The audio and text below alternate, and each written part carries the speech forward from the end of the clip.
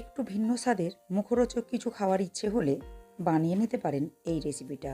দেখতেও হয় যতটা আকর্ষণীয়, খেতেও হয় অসম্ভব টেস্টি ও মজাদার। নমস্কার বন্ধুরা, আমি প্রতিমার হেসেলে আমি আপনাদের সবাইকে স্বাগত জানাই। আজ আমি আপনাদেরকে তৈরি করে দেখাবো খুবই সামান্য উপকরণ দিয়ে তৈরি করে নেওয়া যায় এমনই একটি নাস্তা রেসিপি। নাস্তাটি বানাবার জন্য প্রথমে একটা ডো তৈরি করে নিতে হবে। এর জন্য গ্যাস ওভেনে একটা ফ্রাইং প্যান বসিয়ে প্যানের মধ্যে দিয়ে দিলাম 2 কাপ পরিমাণ জল। জলের মধ্যে দিয়ে দিলাম পরিমাণ মতো লবণ, দিয়ে দিলাম হাফ চা চামচ পরিমাণ চিলি ফ্লেক্স, 1 কাপ পরিমাণ ধনেপাতা কুচি, 2 টেবিল চামচ পরিমাণ সাদা তেল। সমস্ত উপকরণগুলো নাড়াচাড়া করে মিশিয়ে নিয়ে জল ফুটে ওঠা পর্যন্ত অপেক্ষা করতে হবে। দেখুন, জল ফুটতে আরম্ভ হয়েছে। এই সময় দিয়ে দিতে হবে হাফ বাটি পরিমাণ সুজি, দিয়ে দিলাম 1 বাটি পরিমাণ ময়দা। মিডিয়াম ফ্লেমে সমস্ত উপকরণগুলো নাড়াচাড়া করে খুব ভালো মতো মিশিয়ে নিয়ে সুজি ও ময়দার একটা ডো তৈরি করে নিতে হবে। 1 মিনিট মতো নাড়াচাড়া করে সমস্ত উপকরণগুলো খুব ভালো মতো মিশিয়ে নিয়েছি। দেখতেই পাচ্ছেন সুজি ও ময়দার একটা ডো তৈরি হয়ে গেছে। এরপর গ্যাসের ফ্লেম অফ করে ডোটা নিয়ে নিতে হবে একটা থালার মধ্যে। এরপর থালার চারিধারে ডোটা এইভাবে ছড়িয়ে নিতে হবে। নাস্তাটা বানাবার জন্য আলুর পুর তৈরি করে নিতে হবে। তার জন্য গ্যাস ওভেনে একটা কড়াই বসিয়ে কড়াইয়ের মধ্যে দিয়ে দিলাম 2 টেবিল চামচ পরিমাণ সর্ষের তেল। তেল খুব ভালো করে গরম করে নেওয়ার পর তেলের মধ্যে দিয়ে দিলাম 1 চা চামচ পরিমাণ গোটা জিরে, দিয়ে দিলাম একটা মিডিয়াম সাইজের পেঁয়াজ কুচি, 1 ইঞ্চ পরিমাণ গ্রেট করে নেওয়া আদা, 4 কোয়া গ্রেট করে নেওয়া রসুন। সমস্ত গোটা মশলাগুলো নাড়াচাড়া করে খুব ভালো মতো ভেজে নিতে হবে। গোটা মশলাগুলো খুব ভালো মতো ভেজে নেওয়া হয়ে গেলে এরপর এর মধ্যে দিয়ে দিলাম 2টো কাঁচা লঙ্কা কুচি। আবারও একবার গোটা মশলাগুলো নাড়াচাড়া করে ভেজে নিয়ে এরপর এর মধ্যে দিয়ে দেব হাফ কাপ পরিমাণ গ্রেট করে নেওয়া গাজর, 2 টেবিল চামচ পরিমাণ সেদ্ধ মটরশুঁটি, 1 টেবিল চামচ পরিমাণ পেঁয়াজ কলি। সমস্ত উপকরণগুলো নাড়াচাড়া করে খুব ভালো করে মিশিয়ে ভেজে নিতে হবে।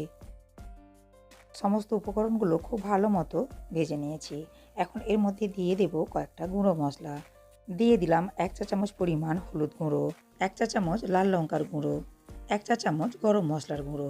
আবারও সমস্ত উপকরণগুলো নাড়াচাড়া করে খুব ভালো করে মিশিয়ে নিতে হবে। উপকরণগুলো কয়েক সেকেন্ড নাড়াচাড়া করে মিশিয়ে নিয়ে এরপর এর মধ্যে দিয়ে দিলাম 3টে সেদ্ধ করে ম্যাশ করে নেওয়া আলু। এখন আলু সহ সমস্ত উপকরণগুলো আবারও একবার খুব ভালো করে নাড়াচাড়া করে মিশিয়ে নিতে হবে। দেখুন, আলুর পুর খুব ভালো মতো মিশিয়ে নিয়েছি। এখন এর মধ্যে ছড়িয়ে দিলাম 1 মুঠো পরিমাণ ধনেপাতা কুচি। আবারও সমস্ত উপকরণগুলো খুব ভালো করে মিশিয়ে নিয়ে এরপর দিয়ে দিলাম পরিমাণ মতো লবণ, দিয়ে দিলাম 1 চা চামচ চাট মশলা। আরও কয়েক সেকেন্ড এভাবে নাড়াচাড়া করে মিশিয়ে নিলেই তৈরি হয়ে যাবে আলুর পুর। এখন গ্যাসের ফ্লেম অফ করে আলুর পুর উঠিয়ে নিতে হবে একটি থালার মধ্যে। আলুর পুর থালার চারিধারে ছড়িয়ে নিতে হবে। এর ফলে খুব সহজেই ঠান্ডা হয়ে যাবে। হালকা ঠান্ডা করে নেওয়া আলুর পুরের মধ্যে দিয়ে দিলাম 2 টেবিল চামচ পরিমাণ কর্নফ্লাওয়ার। আলু ও কর্নফ্লাওয়ার খুব ভালো করে মিশিয়ে মেখে নিতে হবে। এদিকে সুজি ময়দার ডোটাও অনেকটাই ঠান্ডা হয়ে গেছে। এখন এটা হাতের সাহায্যে আবারও খুব ভালো করে মেখে নিতে হবে। এরপর ডোটা 2 হাতের সাহায্যে এইভাবে রোল করে নিতে হবে। এরপর রোল করে নেওয়া ডো থেকে অল্প একটু ডো নিয়ে হাতের সাহায্যে গোল করে রুটির আকারে বেলে নিতে হবে। বেলে নেওয়ার সময় এখানে কোনো ময়দা বা তেল ব্যবহার করব না। রুটির মতো খুব পাতলা করে বেলবো না, একটু মোটা করে বেলে নিতে হবে। দেখুন, বেলে নিয়েছি।